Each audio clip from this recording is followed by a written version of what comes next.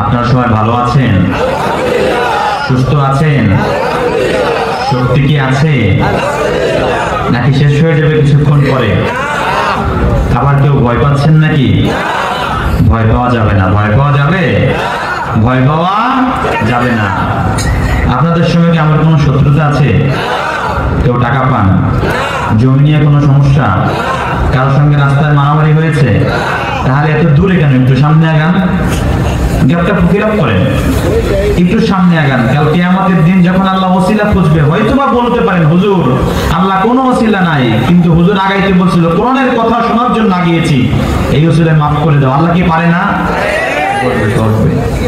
আর যারা দাঁড়াই আছে ওরা আমাকে চেক করতেছে, চেক করে ভালো লাগলে এরপরে বসবে, ইনশাআল্লাহ তারাও বসবে, ঠিক কিনা? ভয় পাচ্ছেন নাকি? ভয় পাওয়ার সময় শেষ।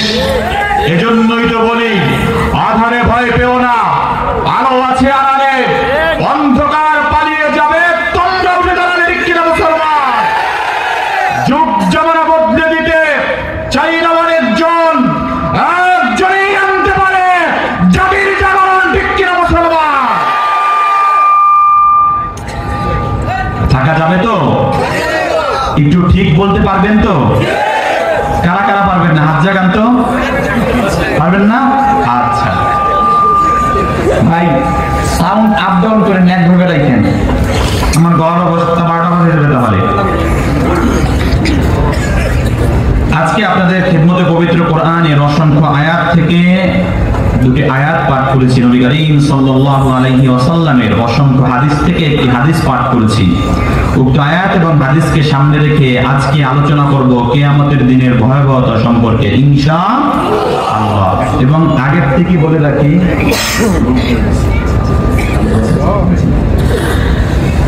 আজকে এমন একটি বিষয়ে কথা বলবো, এই বিষয়টার পরে আমি আরেকটা বিষয় অটোমেটিক্যালি চলে যাব ইনশাআল্লাহ। এই বিষয়ে আপনারা কেউই শোনেন নাই এখনো পর্যন্ত, কোরআন নিয়েও একটা বিষয়, সবাই শুনবেন তো? শেষ পর্যন্ত থাকবেন সবাই ইনশাআল্লাহ। আজকে কথা বলবো একটি গ্রন্থ থেকে। আগে বলে নেই, আমি যখন ঠিক বলতে বলবো সুবহানাল্লাহ আলহামদুলিল্লাহ কিন্তু উচ্চ স্বরে বলতে হবে। যদি না বলেন আমি মনে করব ভয় পাচ্ছেন আর ভীতদেরকে নিয়ে আমি কথা বলি নাই। 15 বছর তো বলি নাই, আর এখন কি জন্য বলবো? সাহস আছে সবার? ইনশাআল্লাহ যত সময় সাহস থাকবে, তাকবীর দেওয়ার লোক পাবো, ততক্ষণ পর্যন্ত। আমি গরম চাই, ঠান্ডার মধ্যে ভাল লাগে না, ঠিক আছে তো? আচ্ছা, আজকে কথা বলবো একটি গ্রন্থ থেকে। ওই গ্রন্থের নাম কি? নাম কি? এই কোরআনের মধ্যে কোনো সন্দেহ আছে? কোনো সংশয়? কোনো ডাউট? এটা যে নাই, কোরআনের শুরুতেই আল্লাহ তাআলা বলে দিয়েছেন। পবিত্র কোরআনের 1 নম্বর পারার 1 নম্বর পৃষ্ঠার 1 নম্বর লাইনের সূরা বাকারার 2 নম্বর আয়াতের মধ্যে আল্লাহ তাআলা বলেন, যালিকাল কিতাব লা রাইবা ফি, this is the book, the most authentic and original book, there is no doubt in it. আল কোরআন এমন এক গ্রন্থ, এমন এক বই, যেই বইয়ের মধ্যে কোনো সন্দেহ সংশয় নাই। এই আল্লাহ তাআলা এই কোরআন আমাদের কাছে পাঠিয়েছে। এই কোরআন থেকে কিছু কথা বলবো, থাকবেন তো? আমি এখানে সুর দিয়ে চলে গেলাম, সকালে বলবেন অনেক ভালো হয়েছে। অনেক কি ভালো হয়েছে? তো এই কি ওয়াজ করলো হুজুর? তো সেটা বলতে পারি না, কিন্তু অনেক ভালো হয়েছে মানে হুজুরের সুর ছিল অনেক ভালো, শুনছে ভালো লাগছে, কিন্তু কিছুই গ্রহণ করতে পারে নাই। এই ওয়াজে কোনো কাজ হবে? হবে না। এই জন্য আমি যে বিষয়ের উপর কথা বলতেছি এটা মনে রাখবেন, যেগুলো বলবো লাস্টে আবার জিজ্ঞেস করবো, একটা ক্লাসের মতো। আমি একটা ক্লাসের মতো কথা বলবো ইনশাআল্লাহ। আমাদের শুরুতে আলোচনার বিষয় হচ্ছে কি? কিয়ামতের দিনের ভয়াবহতা সম্পর্কে। এই বিষয়ে আলোচনা করতে গেলে সবার মনে প্রশ্ন হয়, হুজুর কিয়ামত কবে হবে একটু বলেন তো? প্রশ্ন হয় না? এই উত্তর কিয়ামত কবে হবে, এর উত্তর আল্লাহ সুবহানাহু ওয়া তাআলা পবিত্র কোরআনের 30 নম্বর পারার 1 নম্বর পৃষ্ঠার সূরা নাবার 17 এবং 18 নম্বর আয়াতের মধ্যে বলে দিয়েছেন। কিয়ামত কবে হবে? আল্লাহ তাআলা বলেন, ইন্না ইয়াওমাল ফাসলি কানা মিকাতা, নিশ্চয়ই কিয়ামতের দিন, মীমাংসার দিন, দ্য ডে অফ জাজমেন্ট, বিচারের দিন পূর্ব থেকেই নির্ধারিত হয়ে রয়েছে, কিন্তু আল্লাহ তাআলা কাউকে জানান নাই। জানেন একজন, তিনি কে? আল্লাহ তাআলা। প্রশ্ন হয় হুজুর শুরুটা কি করে হবে একটু বলেন তো? আল্লাহ তাআলা পরবর্তী আয়াতের মধ্যে বলে দিচ্ছেন, আল্লাহ তাআলা বলেন ইয়াউমা ইউনফাখু ফিস সূরি ফাতাতুনা আফওয়াজা, একটি সিংহায় ফু দেওয়া হবে, ফলে সকল মানুষগুলো দলে দলে একত্রিত হবে, জমা হতে থাকবে, সমাগত হতে থাকবে। এই আয়াতের তাফসীর করতে গিয়ে তাফসীরে মারিফুল কোরআনের 1190 নম্বর পৃষ্ঠার মধ্যে বলা হয়েছে, কাল কিয়ামতের দিন আল্লাহ তাআলা ইসরাফিল আলাইহিস সালাতু ওয়াস সালামকে তিনবার সিংহায় ফু দেওয়ার নির্দেশ দিবে। কতবার? তিনবার। প্রথমবার যখন সিংহায় ফু দেওয়া হবে, সকল মানুষগুলো মাতাল হয়ে যাবে, দিক বিদিক ছোটাছুটি করবে, মাতলামি শুরু করে দিবে। কি অবস্থা হবে আল্লাহ তাআলা বলে দিচ্ছেন। আল্লাহ তাআলা বলেন ইয়াউমা তারাউনাহা তাযহালু কুল্লু মুরদিআতিন আম্মা আরদাআত ওয়া তাদাউ কুল্লু যাতি হামলিন হামলাহা ওয়া তারান নাসা সুকারা ওয়া মা হুম বিসুকারা ওয়ালাকিন্না আযাবাল্লাহি শাদীদ। 17 নম্বর পারা 11 নম্বর পৃষ্ঠার 1 নম্বর লাইনের সূরা হজের 2 নম্বরে যেটা আল্লাহ তাআলা বলেন, সেদিন প্রত্যেক দুধ পানকারিণী মহিলাগণ তাদের দুধের বাচ্চার কথা বলে যাবে এবং প্রত্যেক গর্ভবতী মহিলাগণ তাদের গর্ভের সন্তানগুলোকে প্রসব করে ফেলবে, তারা বুঝতেও পারবে না।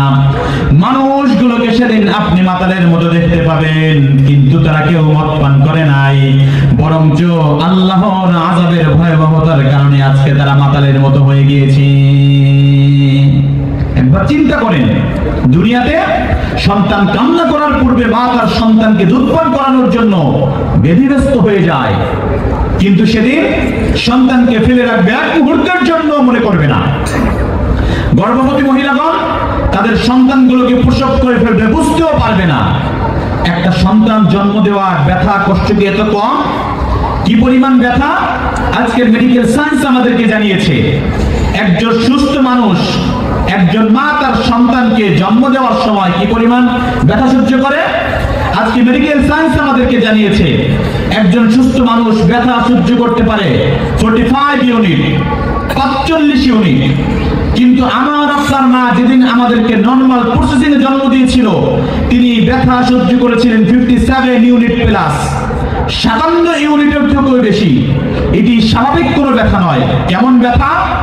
একজন মানুষ যদি কোনো দুর্ঘটনায়, কোন অ্যাক্সিডেন্টে একসঙ্গে তার শরীরের 20টা হাড্ডি ভেঙে চৌচির হয়ে যায়, তাহলে ওই ব্যক্তি যে পরিমাণ ব্যথা সহ্য করে, আমার আপনার মা যেদিন আমাদেরকে নরমাল প্রসেসিং এ জন্ম দিয়েছিল এর থেকেও বেশি ব্যথা তিনি সহ্য করেছিলেন। আল্লাহু আকবার।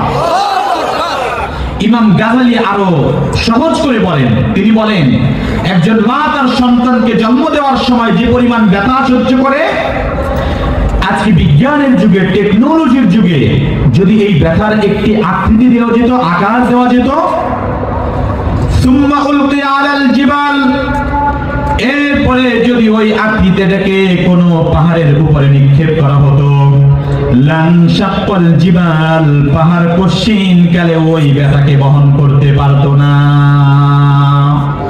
এত পরিমাণ ব্যথা আমার আপনার মা সেদিন সহ্য করেছিল। এখন প্রশ্ন ভাই, হুজুর বুঝলাম সন্তান জন্ম দেওয়ার ব্যথা অনেক বেশি, কিন্তু সেদিন মানুষে বুঝবে না কেন? একটা প্রশ্ন না? বুঝবে না কেন? একটা উদাহরণ দিলে বুঝতে পারবেন। দেব? এক গ্রামের এক বালককে মৌমাছিতে পায়ে কামড় দিয়েছে। মৌমাছির কামড়ের কারণে ওই বালক তিনি জোরে জোরে চিল্লাচ্ছে আর বলতেছে, আমার পাও গেল, আমার পাও গেল। তখন তার চিল্লা পাল্লা শুনে এলাকার মানুষ সব একত্রিত হয়ে গিয়েছে। রাস্তা দিয়ে যাচ্ছিল এক বৃদ্ধ ব্যক্তি, তিনি বলল, কি হয়েছে তার? বলল, পায়ে মৌমাছিতে কামড় দিয়েছে, এই জন্য তিনি চিল্লাচ্ছে। বৃদ্ধ লোকটি বলল, আমি একটি ঔষধ দিতে পারি, এই ঔষধটা যদি তার উপরে প্রয়োগ করা হয় সঙ্গে সঙ্গে তিনি পায়ের ব্যথা ভালো হয়ে যাবে, তিনি পায়ের ব্যথা বলে আর চিল্লা পাল্লা করবে না। সবাই বলল, তাহলে তাড়াতাড়ি দেন। বৃদ্ধ বলল, আমার জন্য একটা পাকা মরিচ নিয়ে আসেন। একটা পাকা মরিচ আনা হলো। মরিচটা বৃদ্ধ ব্যক্তি সঙ্গে সঙ্গে ভেঙে ওই বালকের চোখের মধ্যে দিয়ে দিল। এখন বালক চিল্লায়, আমার চোখ গেল, আমার চোখ গেল। এখন আর পায়ের কথা বলে না। বৃদ্ধ বলল, দেখছেন পায়ের ব্যথা শেষ হয়ে গিয়েছে, এখন আর পায়ের কথা বলে না। আসলে কি পায়ের ব্যথা শেষ হয়ে গিয়েছে? শেষ হয় নাই, বরং চোখে মরিচ দেওয়ার কারণে চোখে এত ব্যথা শুরু হয়েছে, চোখের ব্যথার কাছে পায়ের ব্যথা মনেই নাই, ভুলে গিয়েছে। ঠিক একই ভাবে কিয়ামতের দিন সন্তান জন্ম দেওয়ার ব্যথা শেষ হয়ে যাবে না, বরং কিয়ামতের দিনের ভয়াবহতার কাছে সন্তান জন্মদানের ওই ব্যথা কোনো ব্যথাই মনে হবে না, এই জন্য সেদিন ভুলে যাবে। আল্লাহু আকবার। সিংহায় ফু কয়টা শেষ হয়েছে? আমার কথা বুঝতেছেন তো? কিছু সময় থাকা যাবে তো? দ্বিতীয়বার যখন সিংহায় ফু দেওয়া হবে, সকল মানুষগুলো মৃত্যুর করে ঢলে পড়বে। প্রথমবার কি কেউ মরেছে? এখানে আর একটা প্রশ্নের উত্তর শুনে রাখেন। আমরা শুনি যে কিয়ামতের দিন সিংহায় ফু দিলে সব শেষ হয়ে যাবে। কেউ কয় হুজুর আল্লাহ সিংহায় ফু দেবে সবাই মরে যাবে, আবার কয় ফু দিলে সবাই কবর থেকে উঠবে, আবার কয় সব ধ্বংস হয়ে যাবে। একটা প্রশ্ন না, এক ফুতে এই সবগুলো হবে কিভাবে? এর উত্তর আজকে পেয়ে যাবেন। সিংহায় ফু দেওয়া হবে কয়টা? তিনটাই। তাফসীর এইটাই বলেছে, তিনটা। প্রথম ফু দিয়েছে, কেউ মরেছে? কি অবস্থা হয়েছে কথা বলতে হবে। মাতাল হয়ে গিয়েছে, মরে নাই। আল্লাহ তাআলা ইসরাফিল আলাইহিস সালামকে বলবে দ্বিতীয় সিংহায় ফুটা দাও। যখন দ্বিতীয়বার সিংহায় ফু দেবে, সকল মানুষগুলো মৃত্যুর করে ঢলে পড়বে। কেউ কি আমরা চিরদিন বাঁচতে পারবো? এজন্যই তো বলা হয় the most certain thing in our life is death, but the most uncertain thing in our life is the time of death. আমাদের জীবনের সব থেকে নিশ্চিত বিষয় হচ্ছে মৃত্যু, আর সব থেকে অনিশ্চিত বিষয় হচ্ছে মৃত্যুর সময়। সবাই মরে যাব। কাল কিয়ামতের দিন যখন দ্বিতীয়বার সিংহায় ফু দেওয়া হবে, কেউ বাঁচতে পারবো না। এমনকি মালাকাল মাউত যিনি সবার জান কবজ করেছে, তিনিও সেদিন মৃত্যুর করে ঢলে পড়বেন। আল্লাহ তাআলা সমস্ত কিছু দেখছেন যে সবাই মরে যাচ্ছে। এরপরে প্রশ্ন করবে, মান বাকিয়া ইয়া মালাকাল মাউত, হে মালাকাল মাউত, আর কে জীবিত আছে বলো। মালাকাল মাউত বলবে, লা আলাল আরদি আহাদুন ইয়াদুব্বু, আল্লাহ জমিনের উপরে বিচরণশীল কেউ বাকি নাই। ওয়ালা আলাস সামাওয়াত, আপনার আসমান সমূহের মধ্যেও কেউ জীবিত নাই। ইল্লাল্লাযীনা ইয়াঈশুনা তাহতা আরশিক, ওগো মালিক, যারা আপনার আরশের নিচে বসবাস করে শুধুমাত্র তারাই জীবিত আছে, বাকি সবার জান আমি কবজ করে নিয়েছি। আল্লাহ বলবেন, আরশের নিচে যারা আছে ওদের জান কবজ করে ফেলো। বলতে দেরি, মালাকাল মাউত সঙ্গে সঙ্গে আরশের নিচে যারা ছিল তাদের সবার জান কবজ করে ফেলবে। আল্লাহ আবার প্রশ্ন করবে, মান বাকিয়া ইয়া মালাকাল মাউত, হে মালাকাল মাউত, আর কে জীবিত আছে বলো। মালাকাল মাউত বলবে, লা আলাল আরদি আহাদুন ইয়াদুব্বু, আল্লাহ জমিনের উপরে বিচরণশীল কেউ বাকি নাই। ওয়ালা আলাস সামাওয়াত, আসমান সমূহের মধ্যেও কেউ জীবিত নাই। ইল্লা ইসনা আশার, ওগো মালিক, পুরা বিশ্বের মধ্যে শুধুমাত্র আমরা 11 জন জীবিত আছি। আল্লাহ বলবেন, মানহুম, সেই 11 জন কারা। মালাকাল মাউত বলবেন, সামানিয়াতু মিন হামিলিল আরশ, 8 জন আপনার আরশ বহনকারী ফেরেশতা, যাদের কাঁধের উপরে আপনার আরশ। ওয়া নাহনু আরবা, আর আমরা 4 জন বড় বড় ফেরেশতা, তারা হলো জিবরিল, মিকাইল, ইসরাফিল, আর আমি স্বয়ং মালাকাল মাউত। আল্লাহ বলবেন, আরশ বহনকারী 8 জনের জান কবজ করে ফেলো, জিবরিলের জান কবজ করে ফেলো, মিকাইলের জান কবজ করে ফেলো, ইসরাফিলের জান কবজ করে ফেলো। আল্লাহ বলতে দেরি হবে, সঙ্গে সঙ্গে মালাকাল মাউত সবার জান কবজ করে ফেলবে। আল্লাহ আবার প্রশ্ন করবে, মান বাকিয়া ইয়া মালাকাল মাউত, হে মালাকাল মাউত, আর কে জীবিত আছে বলো। মালাকাল মাউত বলবে, লা আলাল আরদি আহাদুন ইয়াদুব্বু, আল্লাহ জমিনের উপরে বিচরণশীল কেউ বাকি নাই। ওয়ালা আলাস সামাওয়াত, আপনার আসমান সমূহের মধ্যেও কেউ জীবিত নাই। ওয়ালা তাহতা আরশিক, আপনার আরশের নিচেও কেউ জীবিত নাই। ইল্লা আনা ওয়া আনতাল হাইয়্যুল্লাযী লা তামুত, ওগো মালিক, আরশের মধ্যে শুধুমাত্র আমি মালাকাল মাউত জীবিত আছি। ওয়া আনতাল হাইয়্যুল্লাযী লা তামুত, আর আপনি ওয়া আনতাল হাইয়্যুল্লাযী লা তামুত, আর আপনি হলেন চিরঞ্জীব, আপনার তো কোনো মৃত্যু নাই, বাকি সবার জান আমি কবজ করে নিয়েছি। কে বাঁচিয়েছে? আল্লাহ আর মালাকাল মাউত। তখন আল্লাহ তাআলা মালাকাল মাউতকে বলবে, মালাকাল মাউত নজর করে দেখো তো আরশের নিচে কি লেখা দেখা যায়। আল্লাহ তাআলার আরশের নিচে বিশাল বড় এক সাইনবোর্ডের মধ্যে লেখা রয়েছে, ইন্নী কাতাবতুল মাউতা আলা মান তাহতা আরশি, অর্থাৎ আমার আরশের নিচে যারা আছে এদের প্রত্যেককে একদিন মৃত্যুর স্বাদ আস্বাদন করতে হবে। এই লেখা যখন মালাকাল মাউত পড়বে তিনি ভয়ে কেঁপে উঠবে, শরীরের মধ্যে কাঁপুনি তৈরি হয়ে যাবে। আল্লাহ তাআলা বলবে, মালাকাল মাউত লেখা তো আছে আরশের নিচে যারা আছে প্রত্যেককে মৃত্যুবরণ করতে হবে।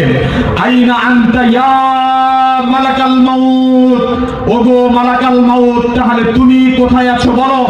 মালাকাল মাউত কাঁপে কণ্ঠে বলবে, তাহতা আরশিক ইয়া রব, ওগো আল্লাহ আমি তো আপনার আরশের নিচে আছি। আল্লাহ বলবে, ফাতামুত আনতা, এবার তুই মর, এবার তুমি মরো। সারা জীবন তো সবার জান কবজ করেছো, এবার নিজের জান নিজেই কবজ করো।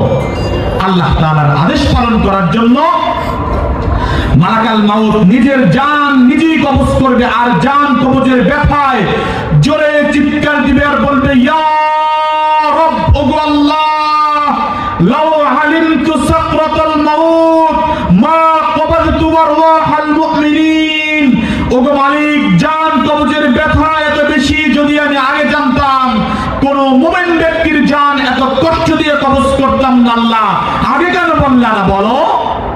চিৎকার দিয়েও তিনিও মৃত্যুবরণ করবে, জীবিত থাকবে একজন, তিনি কে? আল্লাহ তাআলা। সিংহের ফু কয়টা শেষ হয়েছে? দুইটা। বিরক্ত হয়ে যাচ্ছেন? কিছু সময় থাকা যাবে? বাকি আছে কয়টা? একটা। সবাই তো মরে গিয়েছে। এরপরে আল্লাহ তাআলা ইসরাফিল আলাইহিস সালামকে জীবিত করবে আর বলবে, তোমার লাস্টের ফুটা দিয়ে তুমি তোমার চাকরি থেকে অব্যাহতি নিয়ে নাও, রিটায়ারমেন্ট নিয়ে নাও।